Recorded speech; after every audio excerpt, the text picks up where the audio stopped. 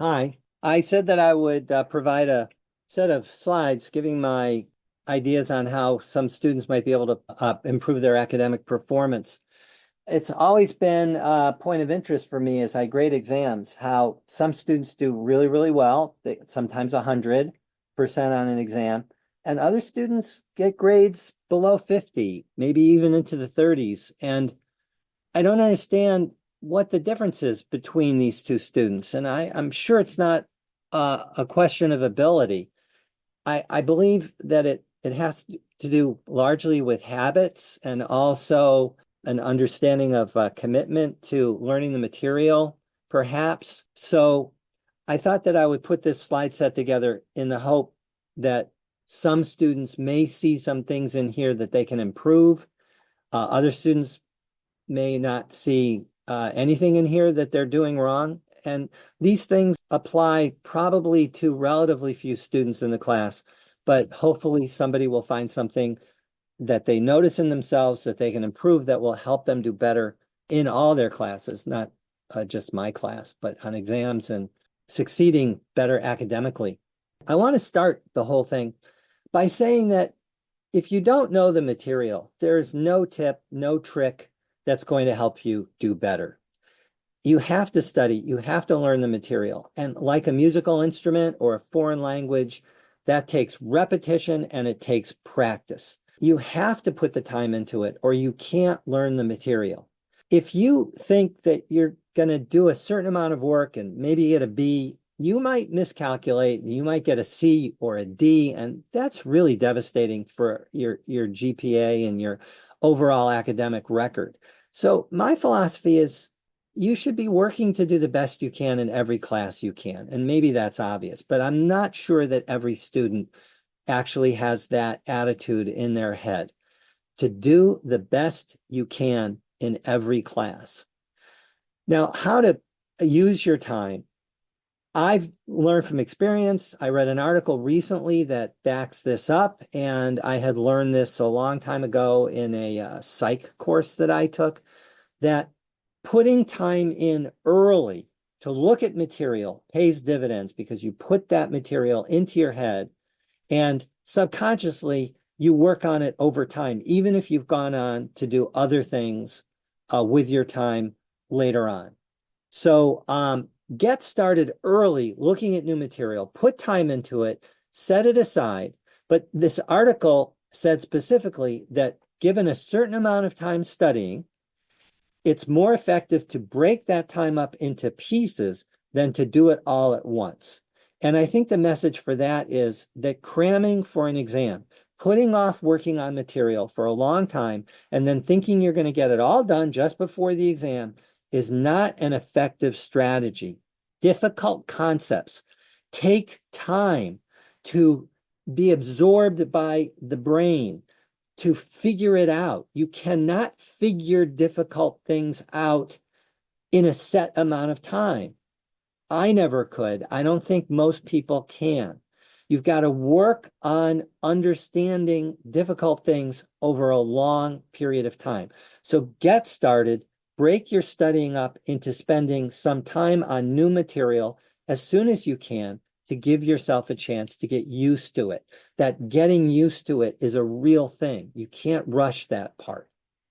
So I've used the word understanding, at least I think I did. And I often think to myself, what does it mean to really understand something? Like if I think I understand something, does another person understand it? Do I have a better understanding than another person? What does that word even mean? It's kind of a philosophical question.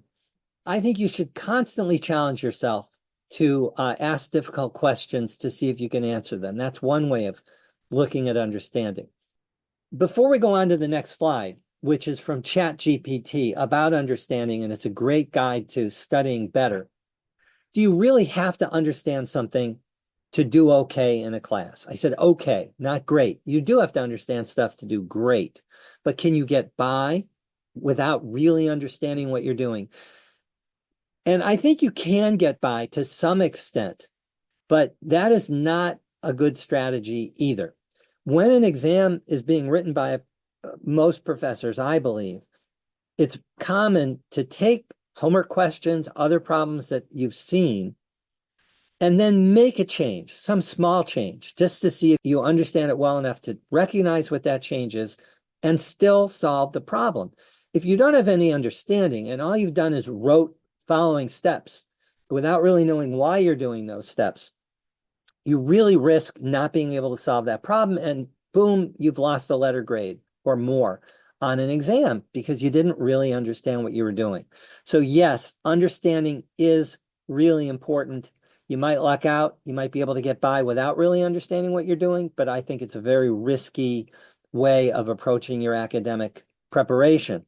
And also, most material is going to show up later in subsequent courses. And when you get to those, you'll be building on those concepts. And then it is really important that you understood it so that you can now accept and incorporate those new concepts that you're going to be seeing in the future. So yes, I believe that understanding is what you should be striving for.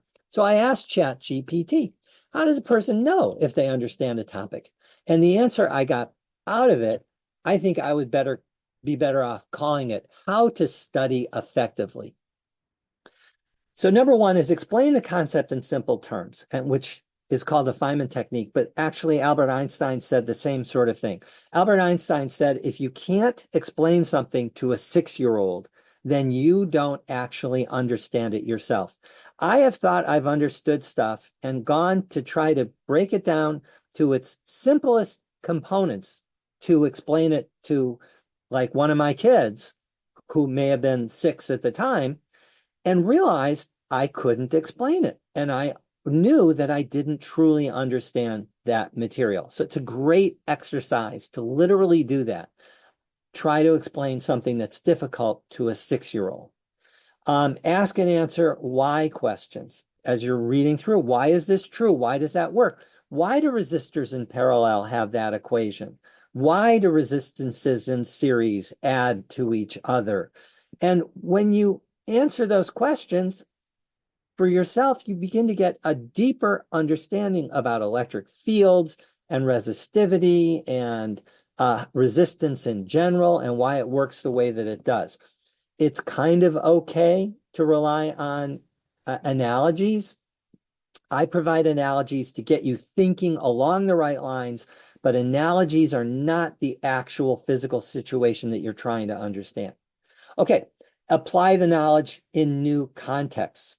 So different kinds of problems and scenarios, ones you haven't encountered. This might be a little difficult for you to just turn on, like a switch. Oh, I think I'll apply the knowledge in new contexts, but be aware of it and be cognizant of a new situation that arises in which you'll be able to say, well, how does this apply in this situation?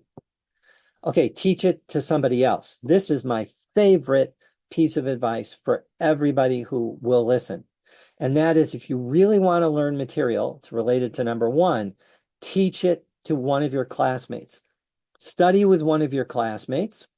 Have them ask you questions so you can explain answers to them, and you ask them questions and have them explain things to you.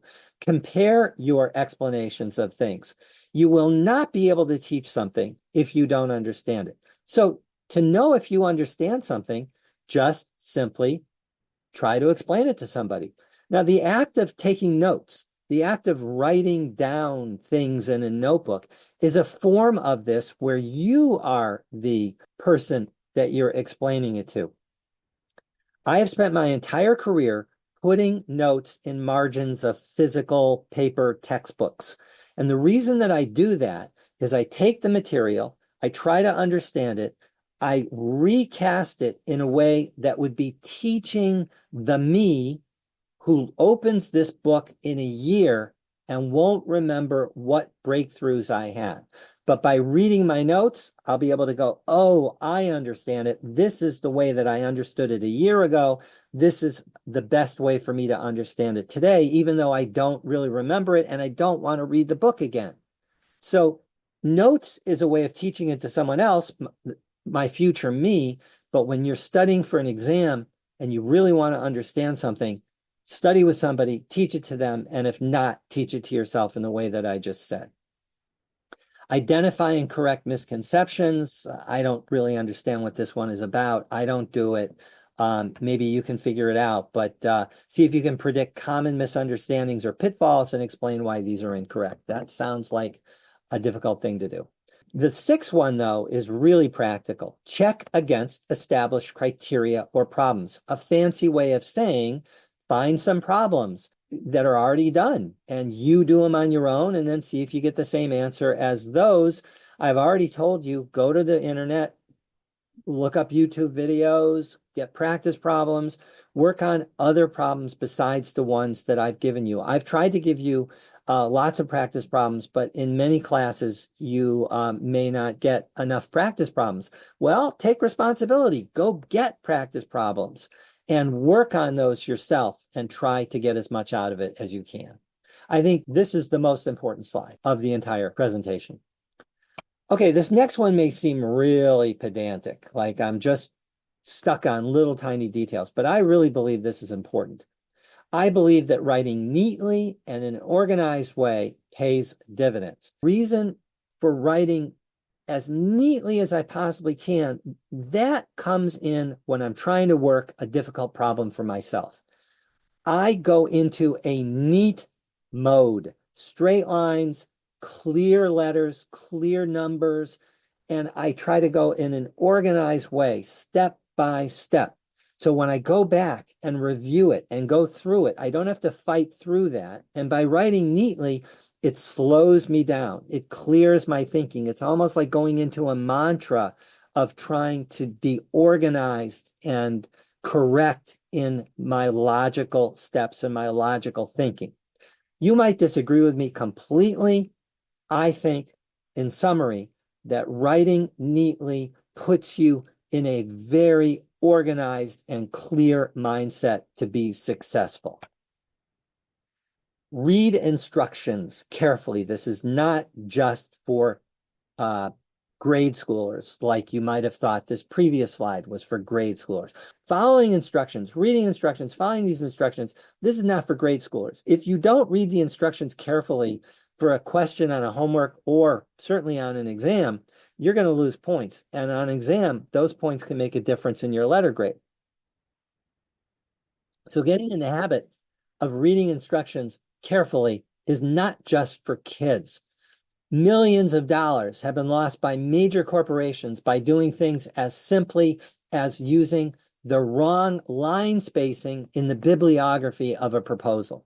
When there are rules, the government says, if you don't follow the rules, we legally will not read your proposal that cost your billion-dollar corporation millions of dollars to prepare, and you will not be able to get the tens or hundreds of millions of dollars in funding because we didn't read your proposal. So following instructions is for everybody.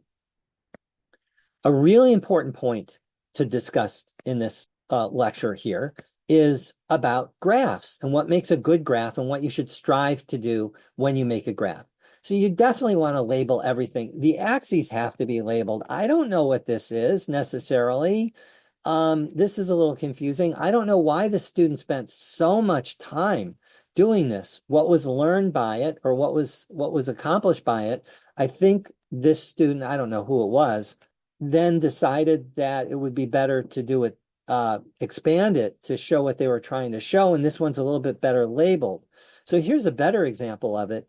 All of the space is filled. There's only the information that you need to have to get the point across. If you don't know what the point of the graph is, you don't know what to graph, the graph isn't going to be good. But if you know what the point is, what you're graphing, why you're graphing it, then you want to graph the essential elements and you want to fill space and you want to label everything. Units, values, if necessary. Sometimes I just want to sketch. I don't need units, but that's often not the case where you do want to put in everything. Here's an example of a graph that kind of misses the point. First of all, negative values are not required. Second of all, it's really small. You can't see the values. This box shows what I intended to be the only part of the graph that needs to be shown, filling this entire space, but even the box is too big. I would say it's clear it gets to the asymptotic values by here. So you really only need to show this much of this graph filling this entire space where this is 0. Definitely use all the space you've got and label all the axes and values and functions. Okay, when you're solving problems, use logical steps from one line to the next. And this can only be done in the context of the earliest slide that said, this will do you no good if you don't know the material. You can't be logical. You can't write logically and clearly if you don't know what you're doing. But if you do know what you're doing, try really hard to go step by step and logically and clearly. So use complete mathematical sentences. You can say therefore, or arrows, implies, or brackets. I think if you look through my slides, you'll see all of those. This is on an exam. It shows a certain lack of clear thinking because there isn't anything that ties these things together. There isn't any logic. The reason for that might be because this student, whoever this was, didn't know how to do the problem. But there are students who do know how to do the problem that still don't do things very logically. This is an example of something I wrote that I think is pretty logical. So it starts out with the premise, then I start solving it step by step. And you don't want to do too many steps in your head. As a matter of fact, I recommend you don't do any steps in your head. That could get tedious. But whenever you carry steps in your head, there's the opportunity for making a mistake. Show all of your work to prove that you know how to do a problem. Take small steps from line to line. And that's for your benefit as well as the grader's benefit. And if there's a large expression, you can, I know this is part of this problem solution, but sometimes there'll be a big term that gets carried through. It's okay to just name it capital A and just use that capital A to save on writing. Whatever you need to do, but be logical and be organized. I probably didn't need this Y here. I think I was just being careful, but you get the idea. Here I wrote in the justification for this. You can see that this is pretty logical how I went through that for the sake of teaching you, but also for the sake of being neat and organized. Here's another thing. When you get a numerical answer, think about it. Does it make any physical sense? So this was about the area of a capacitor.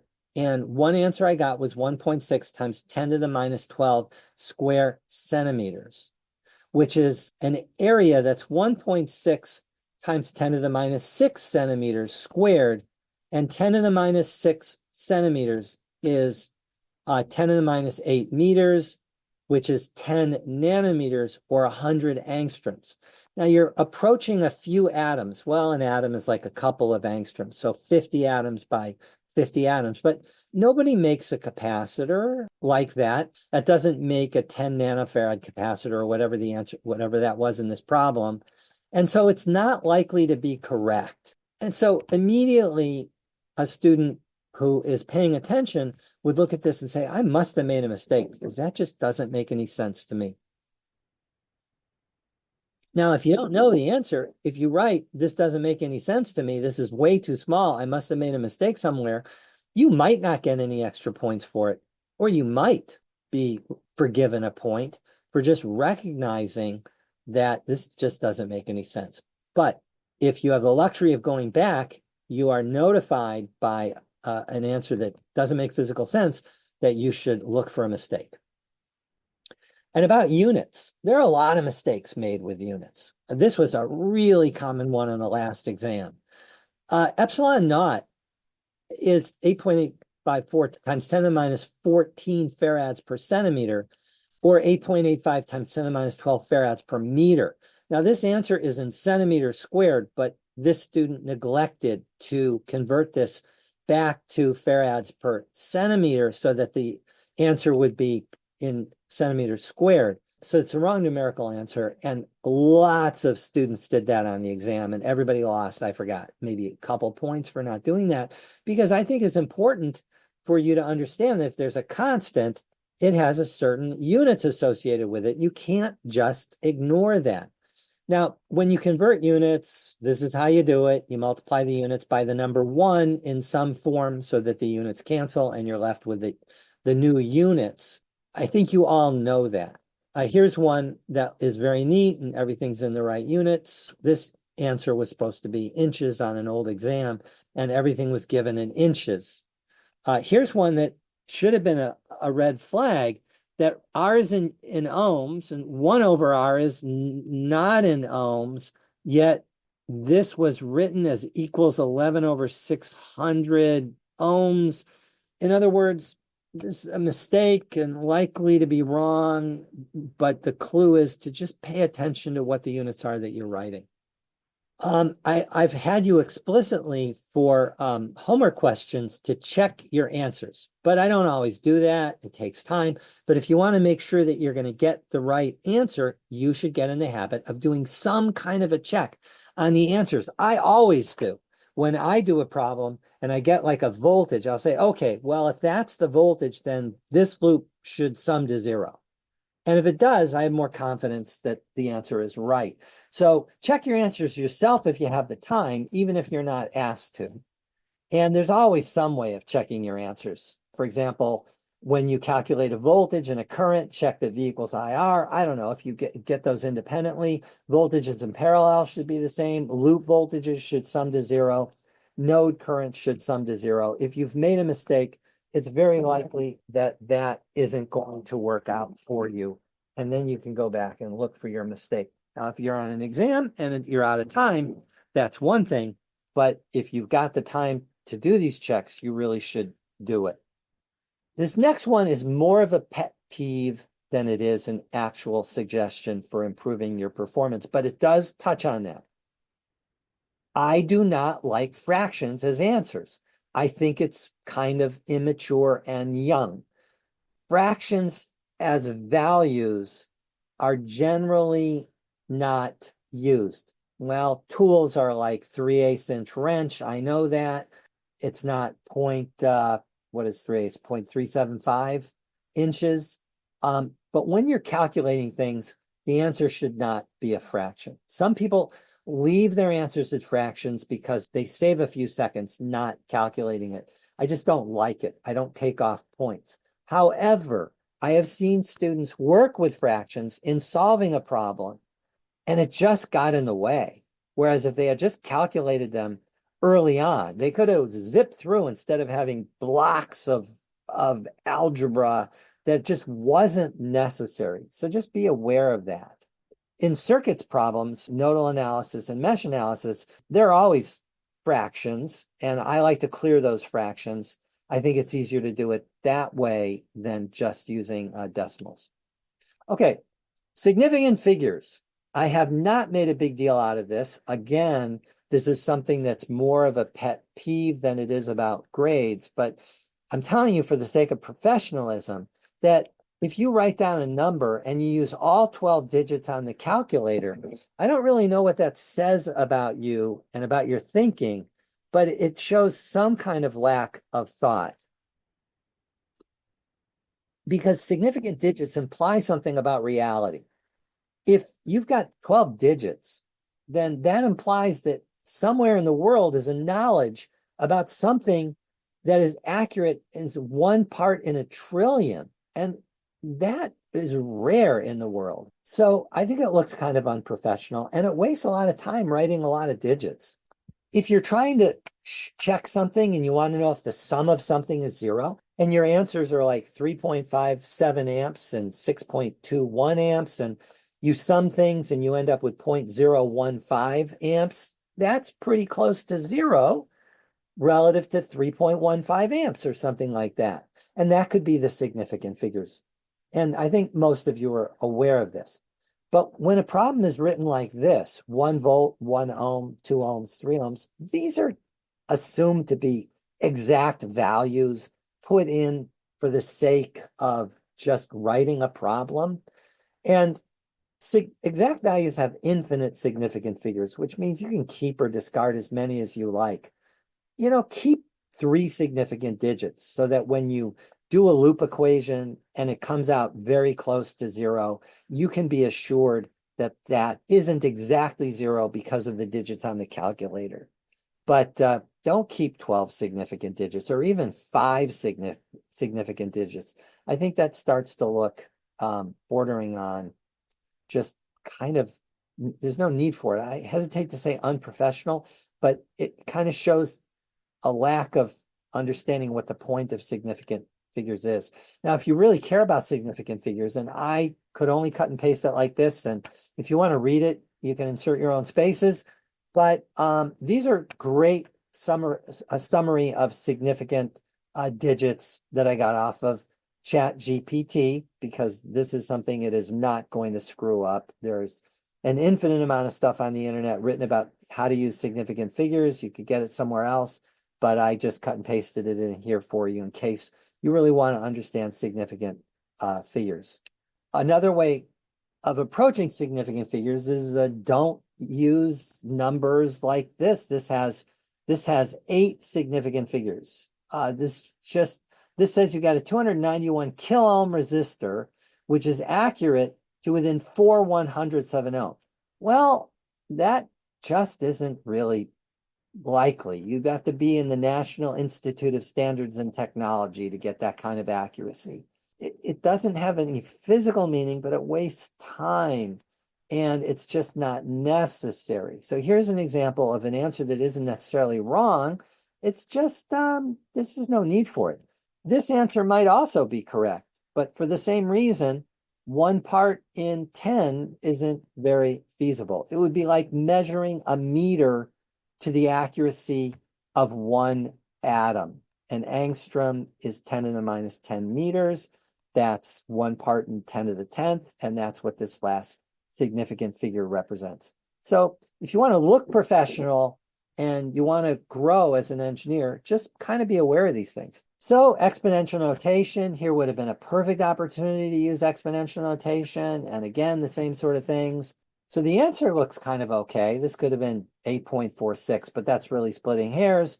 But this kind of thing is kind of a waste of time. 3 times 10 to the 6th, 1 times 10 to the 7th, 1.03. If you need the 03 times 10 to the 3, 6, 7 times 10 to the 7th. Yeah, get in the habit. It helps. Here's a simple thing. Don't use pen on an exam.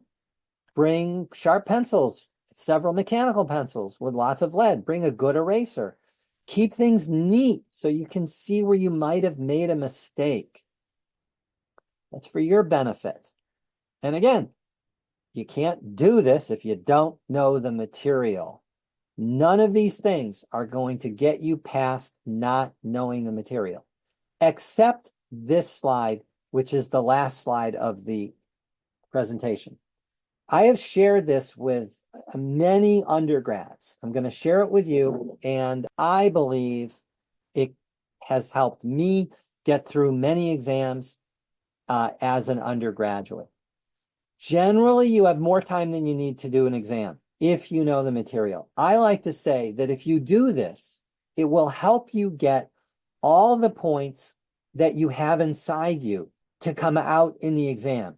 It will help you maybe get a few points that you don't really have inside you, but generally, this technique will help you get the most amount of points that you could get based on what you know and what you understand. First of all, read the entire exam quickly. Look at every single problem. Scan the exam. Read each question. How long is that going to take for most exams? Mine are a little longer than others, maybe. I don't know what other exams look like, but that could take a few minutes. For my midterm, you got 75 minutes. It's like 6 or 7 questions, maybe 6 questions. Read the exam. The reason for doing that goes way back in the slide set. You get every one of those problems in your head, and psychologically, there's benefit to that. I don't know, this may sound like magic, but there is scientific evidence that your brain is able to process problems even when you are consciously thinking of other things. I believe there's something to that. So read the whole exam quickly, mentally evaluating how you would do each problem. That could take a few minutes, but it's not wasted time. Then do the one that you find the most comfort with. Like, oh, number 3 is really easy. I'm just going to do number 3. So do number 3 because you'll get the most points because you know that it's the one you have the best chance of getting right. You're going to get the most points in the least amount of time. So proportionally, you are leaving more time per question for the remaining questions that you didn't do during this first round. Also, you're likely to get the most points on it, and you don't want it to be the last question where I didn't get to it. I could have done the last question, but I didn't leave enough time. And so I lost all those points on the last question, but I could have done it. No, you don't want that to happen. What if the last question is easy? You want to do that one first, but you won't know that unless you look over the entire exam in the first step. So look over the entire exam. Do the one you think you can do the easiest and the fastest. Then, skipping that one that's completely done, reread the whole exam. Now, that's going to take a little less time because you already did one, but you are looking at each question a second time. And then you reevaluate and you say, well, number 4, I think I can do number 4. That looks like the easiest question left for me. And again, you're going to get the most points. It's going to be the most efficient use of your time. And then the next time you do that, you're just going to repeat this process. Every time you do it, there are fewer questions to read, but every time you do it, you've read the difficult ones multiple times over 2 hours. Say it's a final exam. You've got 2 hours. You've read the most difficult question maybe 5 times. By the time you actually decide it is the most difficult question, now I have to actually answer it. Supposing you didn't do this and you've got 15 minutes left and you get to that question and it's very difficult and you've never seen it before. If you're like me, your head explodes, you panic, you don't know what to do. Oh my goodness, I don't know how to do this question. I've never seen it before. But no, you've looked at it a bunch of times and you've given it a chance to sink in and you've given it a little bit of thought, and it's not a surprise and it's not a panic situation. And you are in a much better position to be working on these more difficult questions that come later because you've looked at them several times over the course of the exam. Now, finally, for every question, if you don't know how to do it, you should know something. And there are no guarantees that you're going to get points for putting down things that you know. Well, I don't know how to do this, but I know how to do this, and I would do this to get an answer. Write down what you know, and maybe the professor will go, yeah, it's 10 points, and they showed that they have 2 points worth of understanding. I'll give them a couple points. But if you don't write anything, that's guaranteed 0. I'll tell you, it breaks my heart when I grade exams and literally there's nothing written and there's nothing for me to do. It's got to be all points off. So that's it. That is the best I can do at helping you get the most points from studying and getting the most out of a course. I hope those of you who watch this got something out of it. And if you know somebody who might get something out of it, let them know about it. So good luck. Always try to improve your skills at being a student. Being a good student is a continuous learning process. The learning isn't just the material. The learning is also learning to succeed better as a student. These are lifelong skills. You are an engineering student, and learning never stops, even after you leave school. You have to constantly continue learning and refreshing and taking on new challenges and new tasks. I have not stopped learning. I would say that 90% of what I know is stuff that I've figured out, learned, taken on since being an undergraduate, and 50% as at least is since I got my PhD. So when you work in an engineering job, whatever that is, every task is a new learning experience. You must hone your learning skills. That's what you've chosen. That's engineering. It's a great choice, but it has challenges and you must rise to those challenges. That's my advice.